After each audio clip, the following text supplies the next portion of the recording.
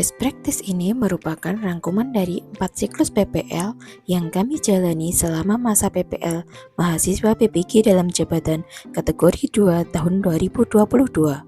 Masing-masing siklus terdiri dari satu aksi bimbingan dan satu aksi konseling. Aksi dalam PPL ini berdasarkan latar belakang masalah yang saya gali dari beberapa instrumen need assessment, yakni wawancara, angket, dan observasi. Dari asesmen tersebut, diperoleh masalah yang saya angkat untuk ditampilkan di PPL kali ini. Masalah tersebut diantaranya yang pertama, masih tingginya perkawinan usia anak di Kabupaten Trenggalek. Yang kedua, siswa yang tidak mau berinteraksi dengan teman di kelasnya. Masalah yang ketiga, yakni pelajar yang tidak bertanggung jawab terhadap tugasnya sebagai pelajar di sekolah. Selanjutnya, masalah yang keempat, yakni sekelompok siswa yang merokok pada jam sekolah dan di lingkungan sekolah. Masalah yang kelima, yakni masih rendahnya pengetahuan siswa baru kelas 7 mengenai penyakit skabies, di mana penyakit ini sering sekali diderita oleh siswa kelas 7 yang berasal dari pondok pesantren. Selanjutnya, untuk masalah yang keenam, yakni siswa putri dari pondok pesantren yang sering sekali terlambat untuk jam pelajaran pertama. Ini karena mereka belum bisa memanajemen waktu. Masalah yang ketujuh, yakni kurangnya percaya diri siswa karena masih dalam tahap penyesuaian dengan lingkungan yang baru. Untuk masalah yang kedelapan, yakni adanya siswa yang berpacaran di lingkungan sekolah dengan siswa juga dari sekolah kami.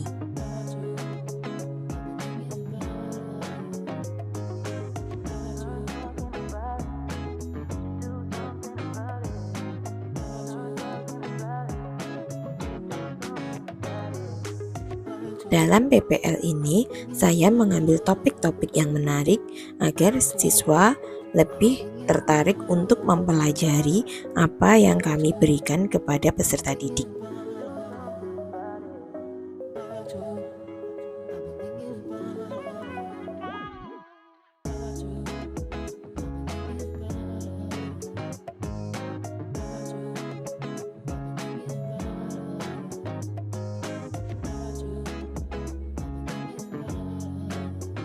Dalam pelaksanaannya, tidak jarang kami menemui hambatan-hambatan dan kendala selama masa PPL 4 siklus ini. Masalah tersebut diantaranya masih minimnya fasilitas yang kami miliki, yakni LCD proyektor yang hanya satu itu pun dipakai untuk bergantian bersama guru mapel yang lain. Masalah yang kedua, yakni minimnya akses internet di daerah kami. Jadi kami harus benar-benar mencari tempat yang tepat untuk akses internet yang lebih baik. Selain itu, belum tersedianya ruang bimbingan dan ruang konseling individu menjadikan hambatan bagi saya untuk melaksanakan PPL ini. Sehingga saya harus mencari ruang yang bisa digunakan untuk melaksanakan PPL 4 siklus tersebut. Untuk mengatasi hambatan-hambatan yang saya alami selama masa PPL ini, saya tidak melaksanakan PPL di ruang bimbingan konseling sekolah saya, melainkan di ruang lab TIK dan di ruang lab IPA dan juga di perpustakaan. Hal ini untuk mengantisipasi hambatan yang mungkin terjadi dalam melaksanakan praktik pengalaman lapangan.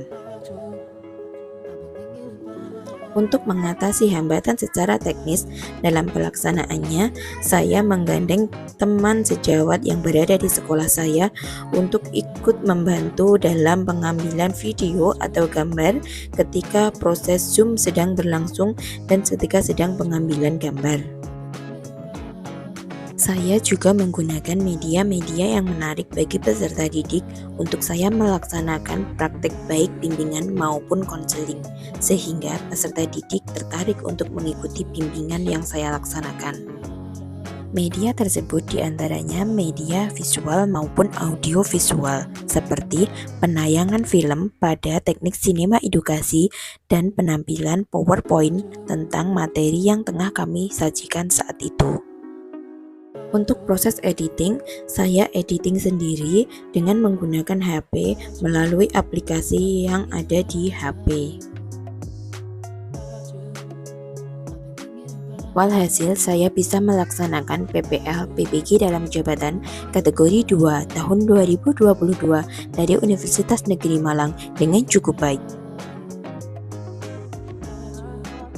Dari 4 siklus PPL PPG dalam jabatan kategori 2 yang saya jalani, saya menjadi bisa menerapkan media-media yang menarik dalam proses bimbingan, baik bimbingan kelompok maupun bimbingan klasikal.